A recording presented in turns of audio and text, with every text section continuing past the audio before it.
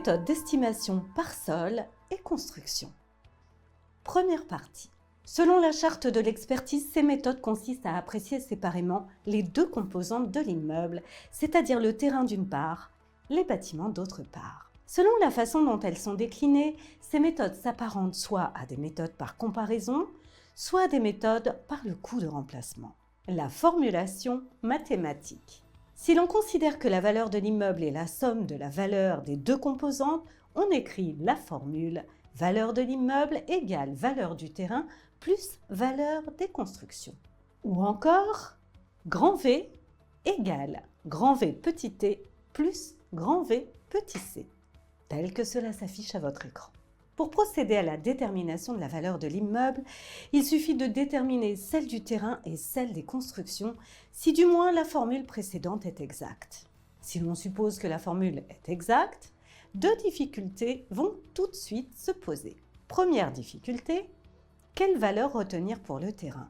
Pour répondre à cette préoccupation, nous dirons que pour une propriété bâtie, le terrain n'est plus nu et libre, mais déjà construit, encombré de constructions qui le rendent donc indisponible pour certains projets.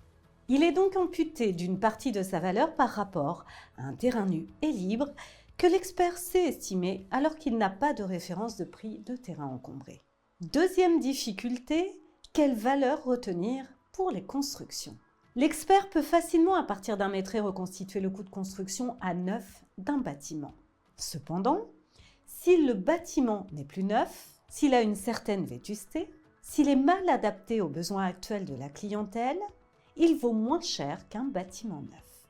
On en déduit donc que la formule grand V égale grand V petit t plus grand V petit c est contestable. On devrait plutôt dire que la valeur de l'immeuble est inférieure à la valeur du terrain plus la valeur des constructions.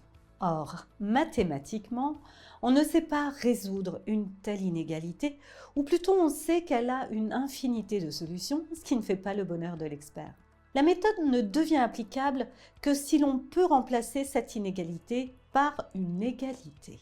Pour cela, il faut pratiquer un abattement sur le deuxième membre de l'inégalité, soit sur les deux valeurs, soit sur celle du terrain seul, soit sur celle des constructions seules.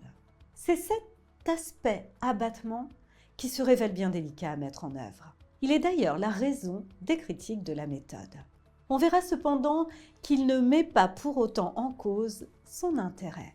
Nous préciserons ultérieurement les caractéristiques des abattements qui nous permettent maintenant d'écrire valeur du terrain égale valeur du terrain nu et libre, moins un abattement pour encombrement, plus valeur des constructions, moins un abattement pour vétusté, obsolescence, adaptation au marché, étant précisé que certains abattements peuvent être nuls, voire transformés en plus-value pour aménagement.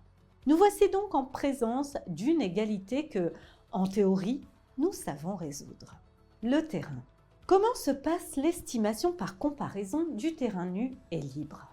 L'estimation d'un terrain à bâtir, nu et libre, qu'il soit destiné à la construction d'un immeuble d'habitation ou commercial, individuel ou collectif, relève de méthodes classiques. Qu'en est-il de l'abattement pour occupation? Lorsque l'on constate le prix de vente d'un immeuble bâti, on ne connaît pas la valeur imputable au seul terrain bâti. En effet, le marché fournit plutôt des références de valeur de terrain à bâtir et non de terrain bâti. En règle générale, un terrain déjà construit est déprécié par rapport à un terrain nu et libre. Cela s'explique par le fait qu'il a perdu sa disponibilité. Une partie de la clientèle potentielle ne s'y intéressera d'ailleurs pas car elle aura un autre projet de construction, même dans le respect des règles d'urbanisme qui s'appliquent. Il ressort de l'analyse du fonctionnement général des marchés que si une partie de la demande est écartée, le prix est diminué. Cet abattement est généralement fixé entre 10 et 40%, voire 50% par les experts. Certes, il existe une part d'arbitraire dans la fixation de l'abattement qui constitue d'ailleurs un des points faibles de la méthode. N'oublie pas de t'abonner à notre chaîne pour ne manquer aucune de nos prochaines vidéos. Et surtout, pense à liker si le contenu te plaît. Cependant, on peut définir un principe devant guider l'expert dans sa fixation. En effet, l'abattement doit être d'autant plus faible que le terrain est encombré d'une construction identique ou conforme à ce que la plupart des acquéreurs potentiels envisageraient de construire. Ainsi, l'abattement devrait être faible, de 10% au maximum pour un pavillon classique neuf, utilisant la totalité des droits à construire d'une parcelle d'un lotissement en périphérie urbaine.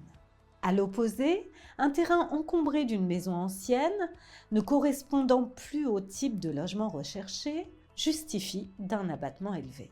Cet abattement peut être de l'ordre de 50%, étant précisé que la proposition d'un abattement élevé doit conduire l'expert à vérifier qu'il n'est pas en présence d'un terrain relevant d'une récupération foncière.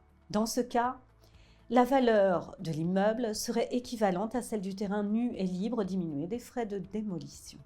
Notons que dans la méthode comparative d'estimation par sol et construction, il est démontré qu'un écart dans le choix de l'abattement pour encombrement présente uniquement une incidence limitée sur le résultat de l'estimation. Et ceci dans la mesure où le même abattement est pratiqué pour l'analyse des points de comparaison pour l'immeuble à estimer. On remarque enfin que si le terrain est construit avec une densité nettement supérieure à ce qu'autorise la réglementation d'urbanisme actuelle, il n'y a pas de dépréciation pour ce terrain encombré, bien au contraire. Les constructions. L'estimation par sol et construction repose sur deux principales méthodes ou groupes de méthodes.